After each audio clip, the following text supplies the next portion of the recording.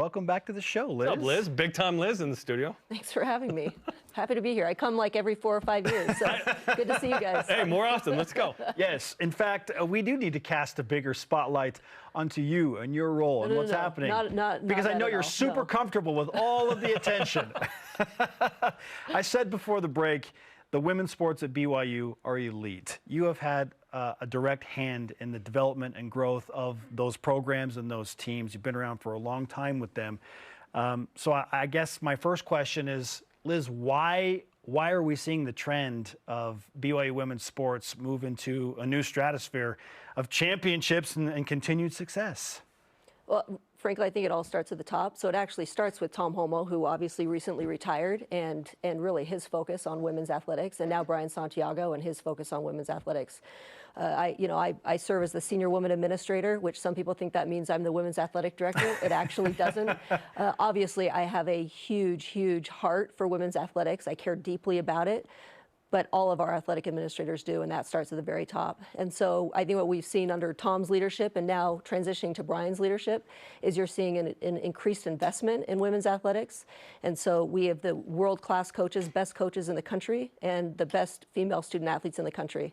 And then you put that in addition to adding in Cougar Nation, and Cougar Nation comes out and supports our women's athletics like nowhere else. And soccer, volleyball, basketball, softball, all of them, gymnastics.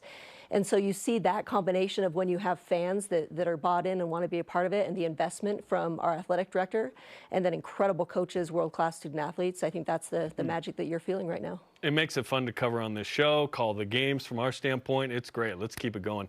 The big news with you a couple weeks ago is you've been named the chair of the NCAA Women's Basketball Committee. Congratulations. Thank you. Starting next year, you just finished a year on that committee. Yes. What's that been like to be on that? And then you're going to be running the committee in a year? That's wild. It's been a little surreal, I'll be honest. It's one of those experiences. This past year's been really an exceptional experience. I've really, really enjoyed it. But it's something where you hear about the committee, when you work in college athletics, mostly around selection time, and but to be a part of how it really works and to see all that goes into it, it's just been a privilege and an honor to be a part of it. It's I think demystified it a little bit, obviously for me and hopefully for those I've been able to come in contact with about what that committee does. Selections are a huge part, probably the most visible part that people that the public cares about in terms of who makes it into the tourney and what their seating is and where they're sent to play. But beyond that, there's so much that goes into it in terms of site selections and really just the operations of the entire tournament from start to finish. Looking at the ESPN contract, looking at ticket prices, looking at venues, looking at where you do sites. Do you do home sites? Do you do neutral sites? Final Fours, and the women's Final Four has become really a not to be missed event, and so it's been neat to be on the inside and a part of that decision making the past year, and I'm looking forward to being the vice chair this year and then the chair a year from now. You do have the luxury of being able to confide in Tom Homo, who wasn't a chair per se, but he was on the men's tournament selection committee. Yes. So what advice has he given to you as you now transition into this bigger and grander role as eventually the chair? Yes. Brian Santiago was my first phone call after I was voted in as chair, and Tom Homo was my second call to chat with him and let him know about that. And he had some great advice for me. Really, you look at his experience on the men's committee, and you look at not only what he learned that helped us as BYU, but also what he did, I think, to help create relationships around the country for BYU. And so even when I was put on the committee a year ago, Tom just had great advice about, your first year, you really are doing a lot of listening. You're kind of feeling out the room. You're getting an idea for the scope of what you're overseeing. He gave me great advice in terms of choosing mentors within the committee and really learning from the NCAA staff as well. Lynn Holzman right now is the vice president of women's basketball. She formerly was the West Coast Conference commissioner, so we have a great relationship, and so it's been great to learn from her. He talked about in moving into the chair role, he said use this year as vice chair to really learn from the chair, which this year's Amanda Braun from Milwaukee. She's the AD there, and be a sidekick and a real help to that chair. Make sure you're offering help and assistance all along the way to ease the burdens of the chair, and then ask good questions as well. That's probably one of the things Tom said is ask a lot of questions. Don't be afraid to ask questions. But Tom has such a good feel for for people, really, as I've been involved in committee work at various levels with the West Coast Conference, Big 12, and the NCAA. Tom's been a huge mentor that way. But then you also look across our department, there are a lot of people that have done some incredible committee work. You know, Brian was on the men's volleyball committee years ago before I got here. Janie, my predecessor, was on the women's volleyball committee. And so there's some great experience that I've been able to draw from of how to make sure that I'm holding my weight and making a difference and hopefully representing BYU well. Why is it important to be on committees like this? Because it's a massive time commitment. It is a massive time commitment.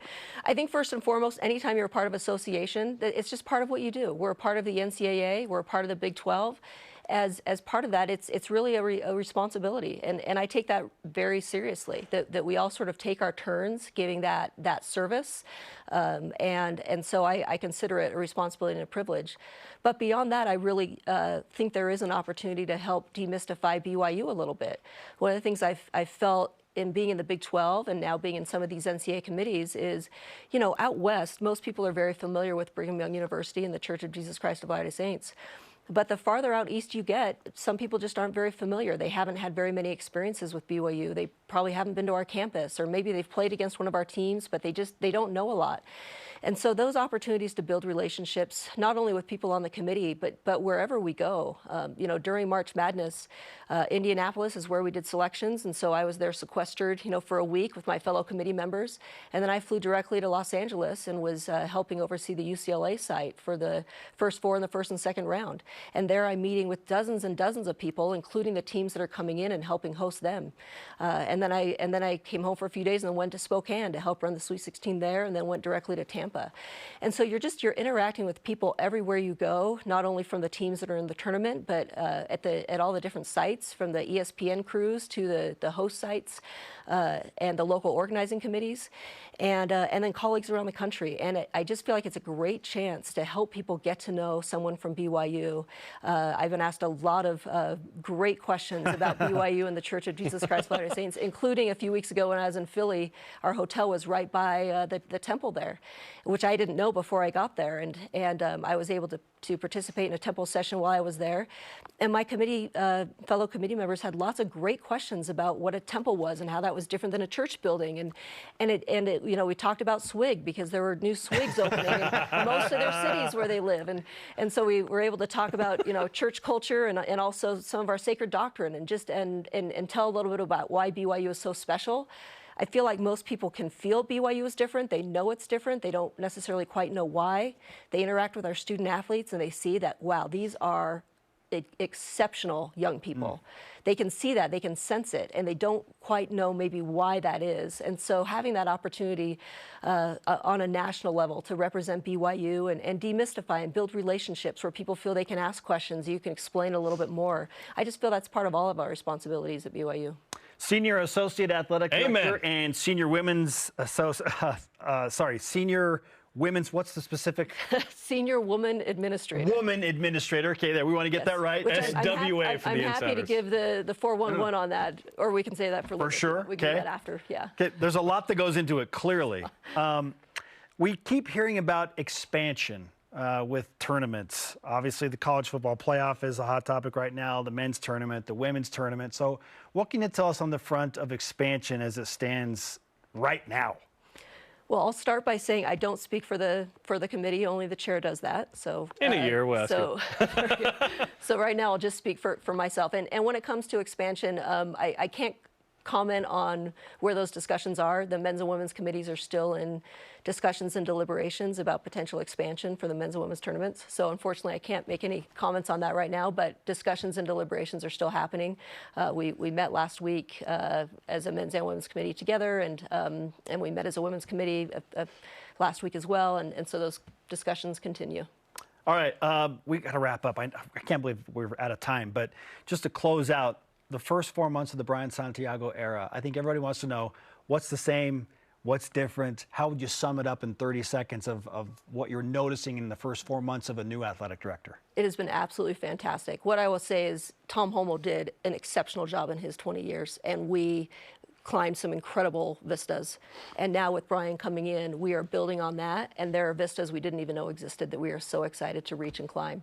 He is an exceptional leader. I am thrilled about it. When I think about the people that have been added in and the people that have been elevated, like, absolutely thrilled. Brian is looking at how he can utilize people's strengths, and there are so many people in our department that have so many strengths, and so utilizing those, putting people in the right spots, I'm absolutely thrilled. Just wait. You've been talking about football and men's basketball. There is a whole lot with all of our teams ahead. So excited about Brian and where we're going. Fantastic. I was surprised you got Travis Hansen. I'm stoked. I couldn't believe he came in. I'm so excited. It's going to be awesome. Liz, great to have you on the show. We're booking you. I think we're in your schedule 5 months out. Okay, we put in the request. 2.5. Make it 2.5. We're going to talk more. Okay. We'll work around your schedule, and we'll start with the specifics of senior woman administrator. Okay, when you come back. Spencer. Liz, thanks so much. Great to be with you guys. Yep. After the break, we'll talk